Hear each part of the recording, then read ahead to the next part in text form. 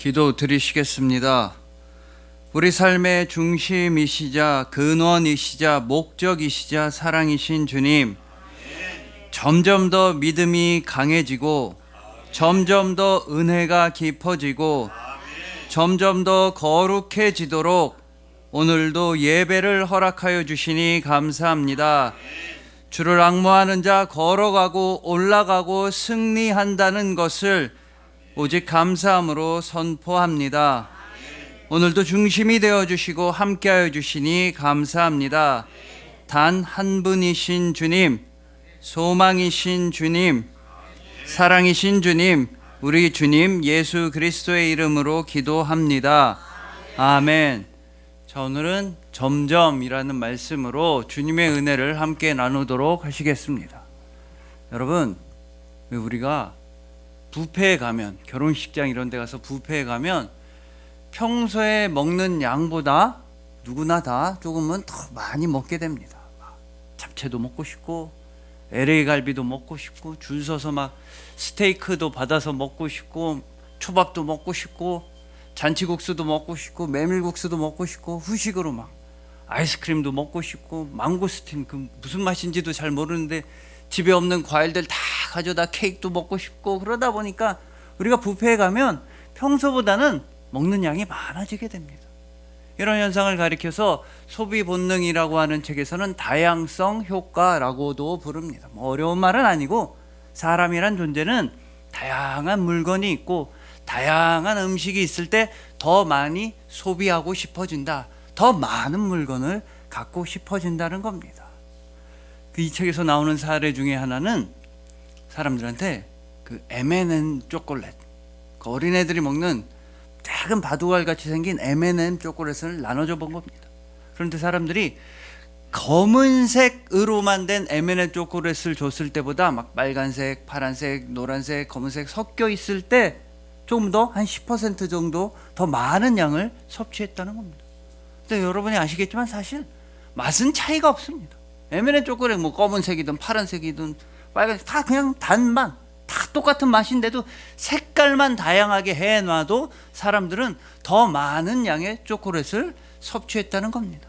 즉 사람은 굉장히 냉철한 이성에 의해서 합리적인 선택을 하고 소비 활동을 할 것 같지만 그런 게 아니라 기분에 따라서, 느낌에 따라서, 감정에 따라서 선택과 소비를 할 때가 많이 있다는 겁니다. 이 책에 나오는 또 다른 사례는 사람들한테 영화를 보여준 겁니다. 한쪽의 사람들한테는 러브 스토리라고 해서 엄청 슬픈 영화, 남자 주인공 여자 주인공이 막 애인 서로 사랑하는데 막 불치병 걸려서 달링 마이 러브 죽지 마 했는데 막 죽고 눈물 콧물 다 빼는 굉장히 슬픈 영화를 한쪽 사람들한테 보여주고, 다른 쪽 사람들한테는 스위트 알라바마라고 해서 신나고 경쾌하고 막 깔깔 웃을 수 있는 재밌는 영화를 보여준 겁니다. 그랬더니 그 사람들의 감정에 따라서 선택하는 음식이 달랐다고 합니다. 눈물 콧물 다 빼는 슬픈 영화를 본 사람들은 상대적으로 건강에 안 좋은 음식을 선택했다는 겁니다. 영화를 보고 나서 너무 슬퍼서 그런지 막 초콜릿이든 아이스크림이든 캔디든 건강에 안 좋은 음식을 찾았고, 신나고 즐거운 영화를 보고 기쁜 감정에 젖어든 사람들은 상대적으로 건강한 음식, 뭐 스테이크집 고기를 먹으러 가서도 감자튀김 이런 게 아니라 단백질인 고기를 더 많이 먹었다는 겁니다. 이처럼 사람은 굉장히 이성적인 존재가 아니라 자기가 느끼는 주관적인 감정, 느낌, 기분에 따라서 휘둘리는 선택을 많이 하는 연약한 존재라는 것입니다. 그러나 우리의 아버지 하나님 아버지께서는 그렇게 흔들리고 요동치고 변화하는 감정에 의해서 여러분들을 선택하신 게 아니라 이미 영원 전부터 계획하신 완전하신 섭리에 따라서 여러분을 선택하셨습니다. 아버지께서는 완전하시고 선하시고 기뻐하시고 온전하신 그 계획에 따라서 그 마음을 다해서 여러분들을 선택하여 주셨으니 바로 독생자 예수 그리스도를 보내주셨습니다. 누구든지 그 예수 그리스도를 믿기만 하면 누구든지 멸망하지 아니하고 영원한 생명과 평안을 누리라고 하나님 아버지께서는 온 마음 다해 여러분들을 선택해 주셨던 것입니다. 바로 오늘 본문에서도 그렇게 하나님께서 직접 선택하신 사람이자 동시에 하나님을 선택한 사람인 다윗이 등장하고 있습니다. 이 다윗의 집과 사울의 집 사이에는 전쟁이 있었는데 하나님을 경외하던 다윗의 집안이 점점 더 강성해지고 승리해 나갔던 것입니다. 이것은 다 하나님의 뜻대로, 다윗이 하나님을 경외하고 신뢰하고 존중하니까 하나님의 뜻대로, 하나님의 계획대로, 하나님의 섭리대로 다윗은 승리하였으며, 마찬가지로 여러분들도 하나님의 뜻과 하나님의 계획과 하나님의 섭리 안에서 승리하게 되는 것입니다. 여러분들은 절망을 승리하게 될 것이며, 고난을 승리하게 될 것이며, 죄악과 사망을 온전히 승리하고 우리 주님 예수 그리스도 안에서 영원한 평안과 복을 누리는 복되고 복된 그리스도인으로 선택되었던 것입니다.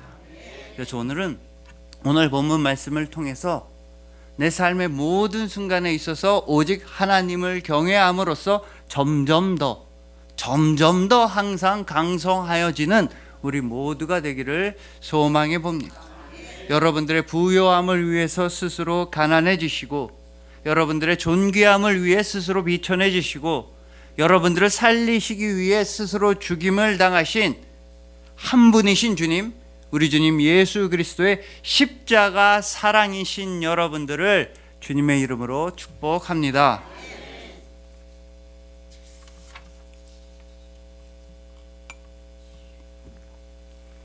자, 먼저 오늘 본문에선 일종의 내전이 벌어지고 있습니다. 배경은 이렇습니다. 이스라엘의 초대 왕인 사울 왕은 블레셋과의 전쟁 중에 사망하게 됩니다. 근데 이때 이 사울 왕의 왕위 계승자, 조선시대로 하면 세자저하라고 할 수 있는 요나단 왕자도 같이 사망했습니다. 이렇게 혼란스러운 상황 가운데 이 사울 왕 집안의 군대 장관, 국방부 장관 같은 사람인 아브넬이라고 하는 사람은 사울 왕의 왕자 중에 이스보셋이라는 왕자를 왕으로 딱 세워서 마하나임이라는 곳에서 이스라엘 전체를 다스려 나가려고 했습니다. 하지만 이때 유다 지파는 반대했습니다. 왜 그러냐? 사울 왕은 못된 왕, 나쁜 왕이었다. 우리에게도 제대로 된 왕이 있어야지 나라가 잘 굴러간다. 마침 우리한테는 하나님께서 직접 기름을 부으신 다윗이 있다.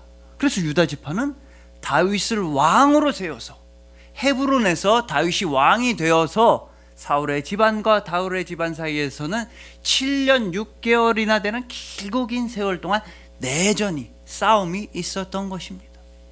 그리고 우리는 이 두 집안 중에 어느 집안을 편들고 선택해야 할지 고민할 필요가 없는 것입니다.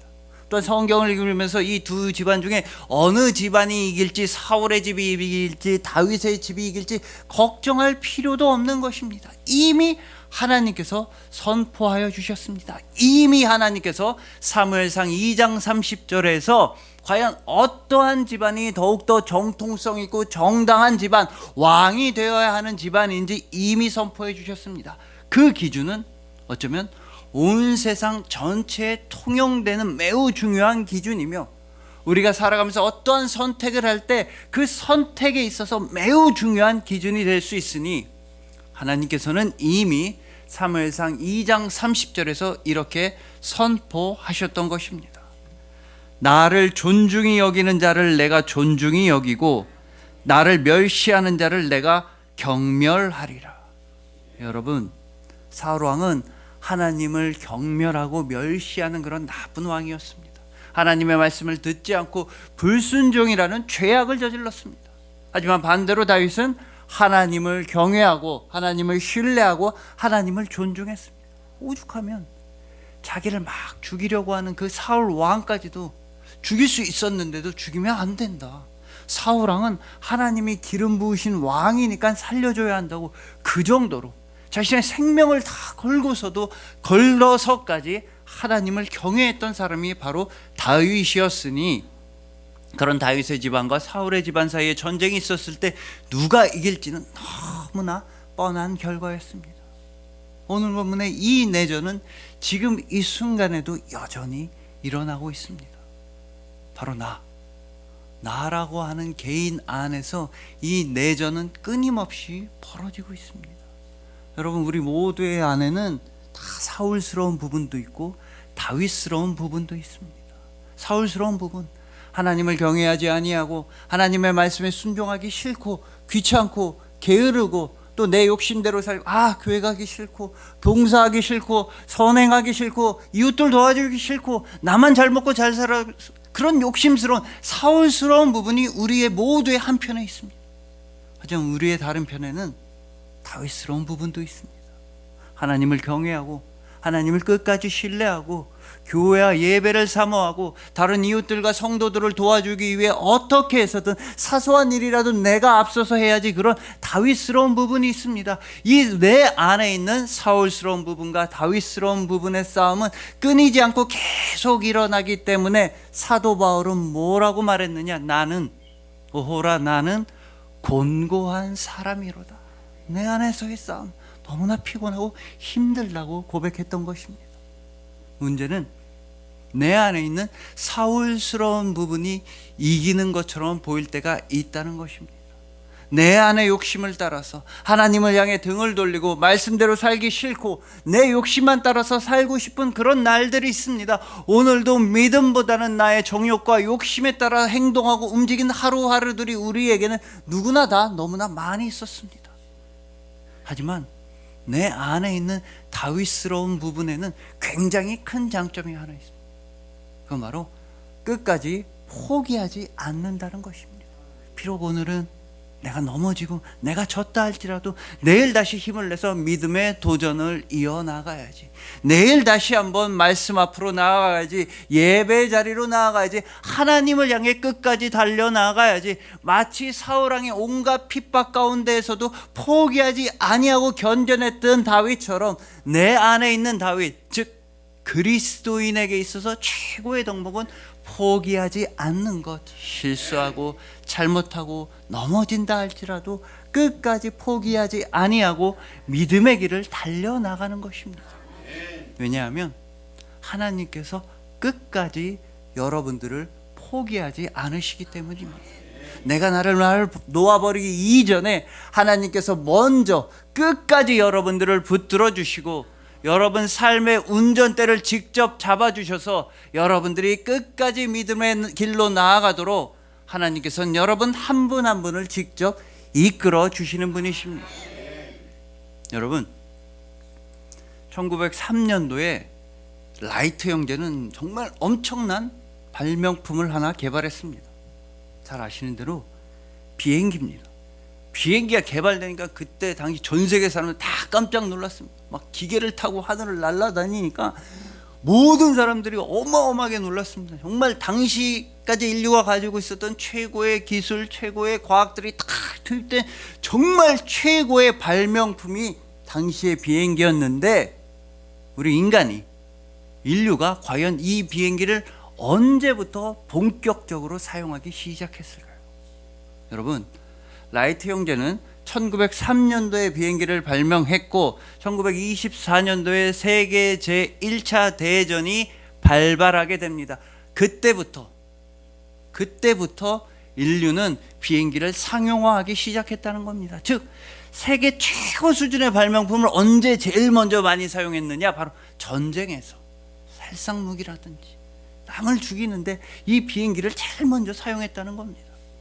여러분, 전쟁에 있어서 진짜 중요한 건 정탐, 그 적군의 위치를 잘 알고 적군의 사정을 정찰하는 겁니다.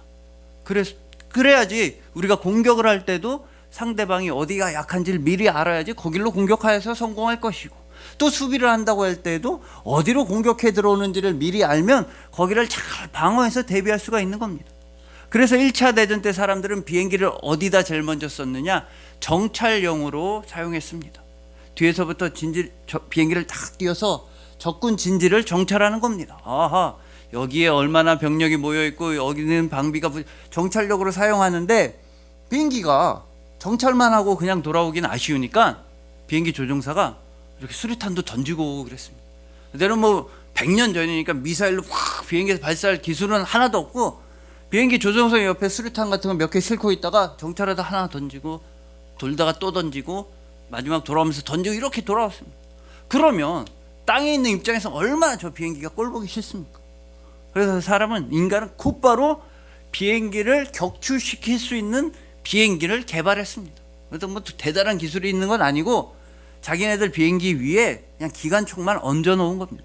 그래서 여러분들이 영화를 보셔서 아시겠지만 옛날 비행기는 막 프로펠러 돌아가고 앞자리에 조종사가 앉아 있고 뒷자리에 기관총 든 군인이 타 있는 겁니다. 그리고 그 기관총으로 상대방 비행기를 맞추겠다고 막 기관총을 쏴대는 겁니다. 문제는 뭐냐? 운전하는 사람 따로 기관총 쏘는 사람 따로 있었다는 겁니다. 서로 마음이 안 맞는 겁니다. 아니 우리가 자동차를 운전해도 운전대 잡은 사람이랑 조수석에 있는 사람 생각이 완전히 달라서 막 서로 싸우고 다시는 안 본다, 네 차 안 탄다, 싸우는 일이 많은데 비행기는 어떻겠습니까? 비행기 조종하는 사람 입장에서는 이쪽으로 가야 아이 총도 안 맞고 잘 피해서 뒤에서 기관총 잡은 사람이 저쪽으로 가라고. 아 왜 일로 가냐고, 저 빨리 쏴가지고 맞추려면 절로 가야 된다고. 이 앞에서 운전하는 사람이랑 뒤에서 기관총 쏘는 사람 마음이 안 맞는 겁니다. 그래서 정말 많은 사고가, 어떤 사고가 일어났냐면 뒤에서 기관총 쏘는 사람이 자기 비행기 날개를 막 쏴가지고 추락하는 경우가 많았다는 거예요. 일부러 쏜 건 아니고 갑자기 움직이니까 뒤에 있는 사람 총 바다닥 쏘다가 자기 날개 쏴서 막 비행기들이 추락했다는 겁니다. 이때 포커라고 하는 사람이 기발한 아이디어를 냈습니다. 아니 운전하는 사람 따로 있고 총 쏘는 사람 따로 두니까 이게 막 문제가 심각하네. 그러지 말고 조종사가 직접 기관총을 쏘면 문제가 없겠다. 그래서 이 사람이 개발한 건 비행기 조종칸 핸들 같은데 기관총을 쏠 수 있는 버튼을 장착하고 비행기 조종사가 직접 눈으로 목표물을 보면서 기관총을 쏘도록 비행기를 개량한 겁니다. 조종사가 직접 보면서 총을 쏘니까 얼마나 적중률이 올라가겠습니까? 근데 한 가지 해결해야 될 문제는 옛날 비행기는 앞에 프로펠러가 이렇게 막 돌아가고 있습니다. 근데 조종사가 기관총 쏜다고 프로펠러 맞추면 바로 떨어지니까 그거를 연동시킨 겁니다. 프로펠러 돌아가는 그 모터랑 기관총 모터를 연결시켜서 어려운 것 같지만 프로펠러가 돌아가는 사이사이로 총알이 발사되게 한 겁니다. 우리 옛날에 쌀보리 하듯이 맨날 보리만 내는 것처럼 그 프로펠러 날개 사이로 총알이 발사되게 만들어서 그렇게 만든 포커 아인데커라고 하는 개량된 비행기를 가지고 제1차 대전 때 독일 군들이 초반에는 공중전을 완전히 장악했다는 것입니다. 여러분, 이처럼 내가 내 삶의 주인이 되고 내가 내 삶에 있어서 모든 것을 다 하려고 하면 되게 피곤한 일이 벌어지는 것입니다.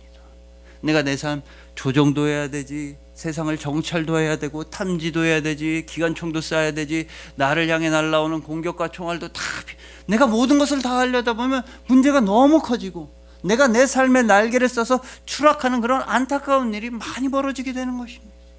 그러나 주님께서 여러분 삶의 운전대를 잡아주시면 여러분들은 아무 걱정할 필요가 없는 것입니다.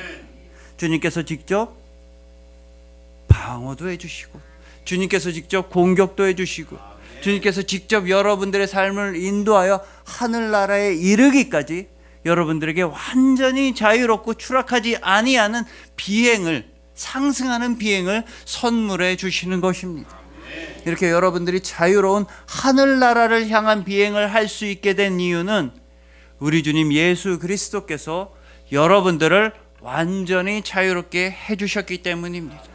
예수님께서는 여러분들을 사로잡고 묶고 있었던 그 죄악의 사슬, 사망의 사슬, 눈물의 사슬, 절망의 사슬을 십자가로서 완전히 깨부수어 주셨습니다. 그래서 여러분들에게 완전한 자유를 주셔서 주를 앙모하는 자 올라가, 내려가지 않습니다. 주를 앙모하는 자는 올라가는 것처럼 예수 그리스도 안에 있는 여러분들은 하늘나라를 향한 비행만 계속하게 되는 것입니다. 여러분들은 절대로 추락하지 않습니다. 그러니 부디 내 안에서 일어나고 있는 그 영적인 내전은, 내 안에 있는 사울스러운 부분은 오직 주 하나님을 경외함으로써 항상 승리하시길 소망합니다. 하나님께서 직접 여러분들에게 마음껏 은혜를 베풀어 주시고 마음껏 능력을 베풀어 주실 수 있도록 여러분 삶의 운전대를 하나님께 온전히 모든 걸 다 맡겨드리시길 소망하는 것입니다. 예수 그리스도의 십자가 은혜로 말미암아 모든 죄악과 사망의 사슬로부터 완전히 자유로워지셔서 하늘나라를 향해 영원토록 상승하는 비행을 하시는 여러분들을 주님의 이름으로 축복합니다.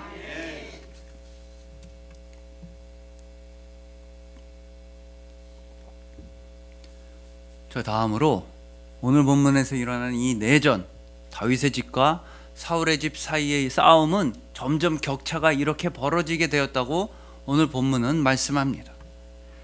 사울의 집과 다윗의 집 사이의 전쟁이 오래매 다윗은 점점 강하여 가고 사울의 집은 점점 약하여 가니라. 사울의 집이 점점 약해졌다는 말씀인데 사실 이건 상황상 말이 안 되는 겁니다. 여러분, 이 전쟁이 시작되었을 때 사울의 집은 이스라엘의 12지파 중에 11지파가 사울의 집을 응원하고 편들었습니다. 숫자만 따져도 전체 중에 12분의 11이 사울의 집안을 편든 겁니다. 그래서 모든 이스라엘 전체 인구라든지 자원, 재화, 병력 전부 다 사울의 집이 압도적으로 원래 유리했는데 당연히 사울의 집이 이겨야 되는데 사울의 집이 점점 더 약해져만 갔다는 겁니다. 그 이유는 사울의 집은 하나님이 아닌 사람이 중심이 되어 돌아갔기 때문이라고 오늘 본문에 이어지는 사무엘하 3장 6절은 말씀합니다. 사울의 집과 다윗의 집 사이에 전쟁이 있는 동안에 아브넬이 사울의 집에서 점점 권세를 잡으니라.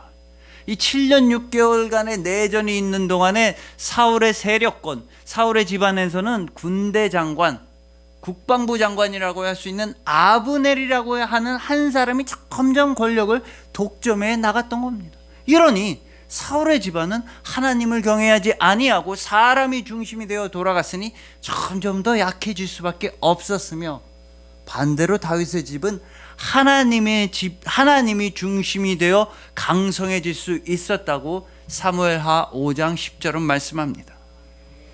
만군의 하나님 여호와께서 함께 계시니 다윗이 점점 강성하여 가니라. 여러분, 만군의 하나님께서 함께하여 주시니, 하나님이 중심이 되어 주셨으니 다윗의 집안은 점점 더 강해졌던 것입니다. 여러분, 다윗의 세력권 안에도 군대 장관, 국방부 장관 같은 사람이 있었습니다. 요압이라고 해서 꽤나 실력자가 있었는데 다윗의 집에서는 요압이 중심이 된 게 아니었습니다. 더 나아가서 대장이자 왕인 다윗이 중심이 된 것도 절대 아니었습니다. 오로지 하나님이 중심이 되셨기에, 하나님을 중심으로 뭉쳤기 때문에 다윗의 집안은 점점 더 강성해지고 승리할 수가 있었던 것입니다. 이처럼 우리 삶에 있어서 누가 중심이 되느냐 정말 중요하고, 여러분 삶의 중심이 하나님이 되어주실 때 그때 여러분들은 패배하지 않게 되는 것입니다. 여러분, 예전에 우리나라에서는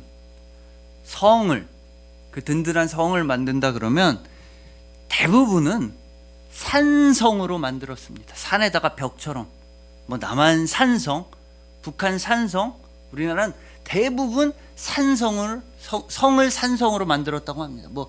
유럽처럼 이렇게 한 도시, 한 동네, 한 군데 이렇게 성으로 둘러싸여서 있다기보다는 대부분 산성으로 만들었습니다. 특별한 경우, 인구가 아주 많은 경우 한양성, 진주성, 부산성 정도 제외하고, 나중에 정조왕 때 수원 화성 정도를 제외하고 우리나라에서 성을 만든다 그러면 대부분은 다 북한 산성, 남한 산성, 산의 담처럼 벽처럼 쭉 둘러서 산성을 지었다고 합니다.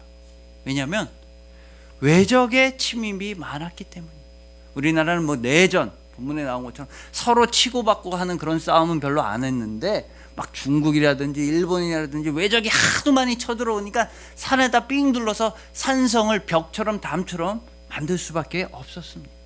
근데 반대로 이 중세 유럽은 자기네끼리 엄청 싸우는 겁니다. 내전이 너무 극심했습니다. 그러다 보니 성주를 중심으로 영주를 중심으로 해서 이렇게 성을 둘러싸서 짓고 그 성 안에서만 똘똘 뭉쳐서 지내는 겁니다. 성 주변에는 막 땅도 파고 참호도 파고 해자를 만들어서 성 안팎 출입을 통제하고 성 안에서만 똘똘 뭉쳐서 복작복작 지내는 겁니다. 막 중세 유럽이니까 유럽 사람 뭐 베이커 씨, 스미스 씨 이런 사람들이 막 나 나무 좀 하러 성 밖으로 나갔다 올게요. 성문 좀 열어주세요. 막 함부로 이럴 수가 없는 겁니다. 나 옆 동네 친구 있으니까 나갔다 올 테니까 빨리 성문 좀 열어주세요. 밤에 놀다 와야 돼요. 성문 열어주세요. 이럴 수가 없습니다. 중세 유럽은 성 안에서 자기네들끼리 폭작폭작 지내는 겁니다. 그러다 보니까 인구 밀도가 높아지고 사람 많아지고 성 안에 시장이 맨날 열리는 겁니다. 그러다 보니까 이 중세 유럽의 성 안에서는 점점 이런 사람들이 나오기 시작하는 거예요. 예를 들어 베이커 씨가 가만 보다가 나 사람이 많네. 나 빵 잘 만드는데 나는 앞으로 빵만 만들어서 빵만 팔아서 먹고 살아야겠다. 스미스 씨 이런 사람은 나 칼 잘 만들어. 나 방패 잘 만들어. 나 대장장이 해야겠다. 나 대장장이만 해서 먹고 살래. 누구는 나는 옷만 만들어서 먹고 살래. 나는 생선 요리만 해서 먹고 살래. 즉 점점 상업과 시장이 발달하게 되었다는 겁니다. 성 안에서 모여서 인구 밀도가 높아지면서 살게 되니까. 근데 반대로 우리나라는 성이 중심이 돼서 사는 게 아니라 땅이 중심이 돼서 임야가 중심이 돼서 살 수밖에 없었습니다. 농사를 져야 되니까. 그래서 우리나라는 시장도 잘 열리지 않고 5일에 한 번씩 5일장밖에 안 열립니다. 그럼 뭐 갖다 팔아서 먹고 살 생각을 하지도 못하고 다 뜨문뜨문 살다 보니까 난 내 집신은 내가 만들어서 신어야겠네. 어디서 사서 신어. 옷도 내가 만들어서 입어야지. 신발도 내가 만들어서 신어야지. 밥도 뭐 사 먹어. 밥도 내가 만들어서 내가 지어서 먹어야지. 모든 거를 다 자급자족하는 문화가 되었고, 그러다 보니 시장과 상업의 발달이 유럽보다 늦어지게 되었다는 겁니다. 즉 성이라는 건축물을 통해서 시장과 상업의 발달의 차이에 대해 건축가들은 이런 식으로도 건축가들은 설명을 하기도 하는 것입니다.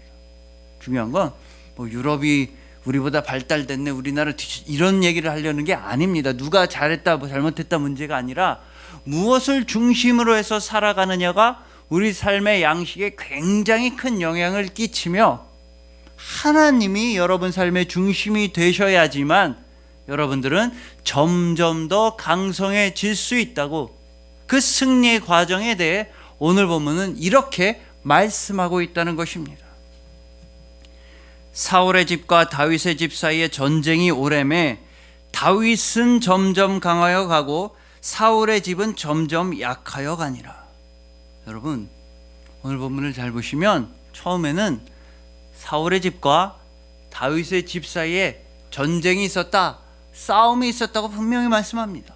그런데 사울의 집은 점점 약해져 갔다라고 말씀하는 것까진 맞는데 다윗의 집이 강하여졌다 라고는 말씀하지 않습니다.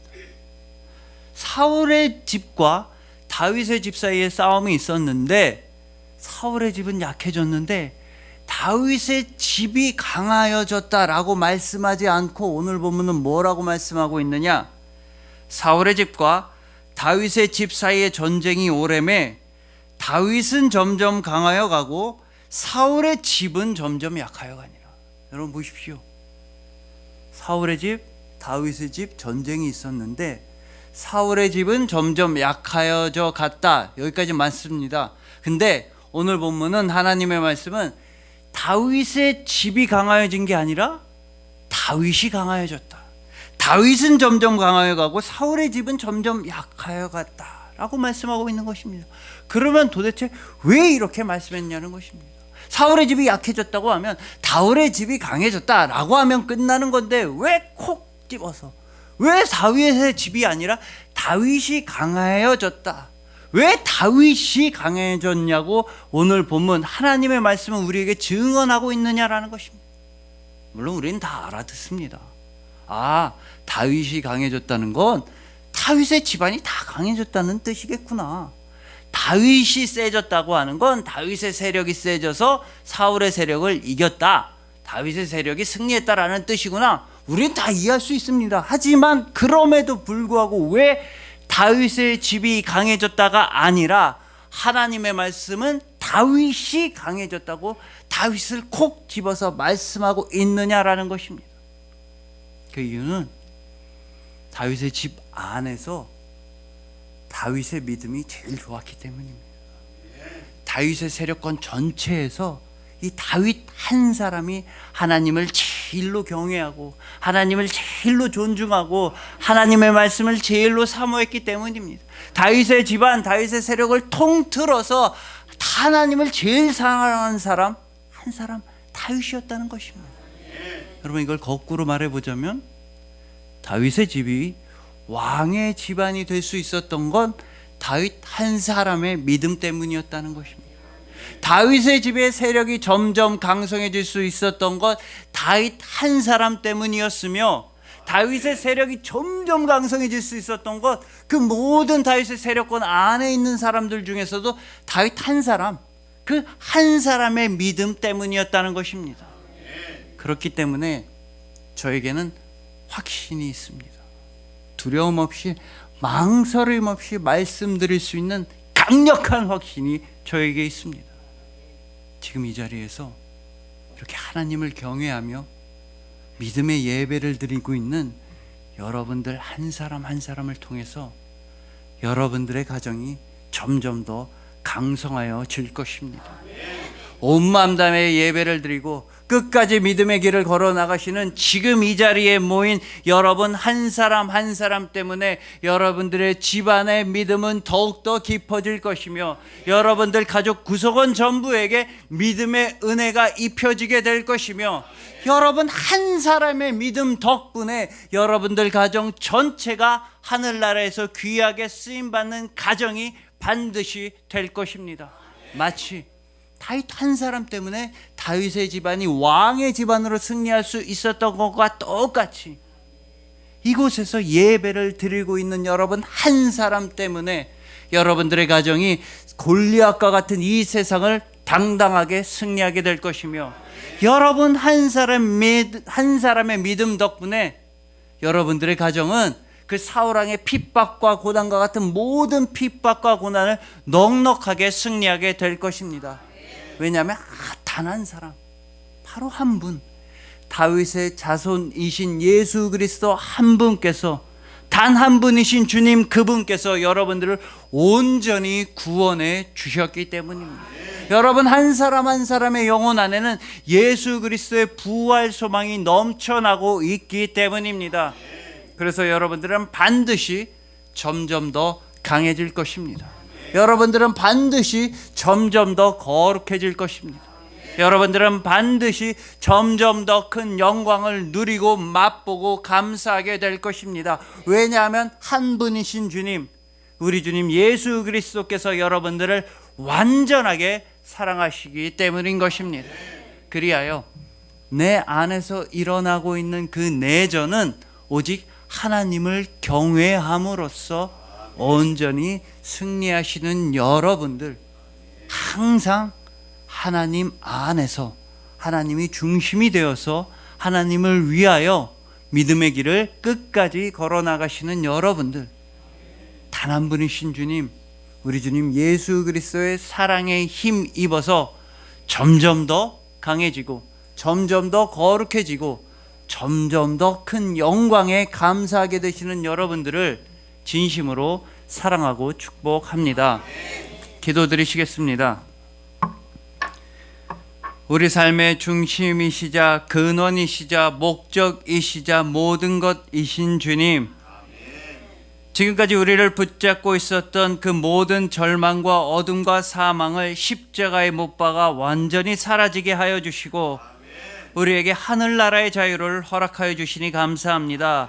주를 앙모하는 자 독수리 날개치며 올라감같이 영원한 비상을 허락하시니 감사합니다. 주의 날개 보호 아래 영원 안식 얻었습니다. 감사합니다. 점점 강해지는 믿음과 점점 깊어지는 충성과 점점 높아지는 경배를 온전히 올려드립니다. 나 한 사람의 믿음이 우리 가정의 승리가 되고, 나 한 사람의 헌신이 우리 가정의 영광이 되고, 나 한 사람의 사랑이 우리 가정의 승리가 되었음을 감사함으로 선포합니다. 점점 더 온전하게, 점점 더 순수하게, 점점 더 깊이 주님을 사랑합니다. 단 한 분이신 주님, 승리이신 주님, 사랑이신 우리 주님 예수 그리스도의 이름으로 기도합니다. 아멘.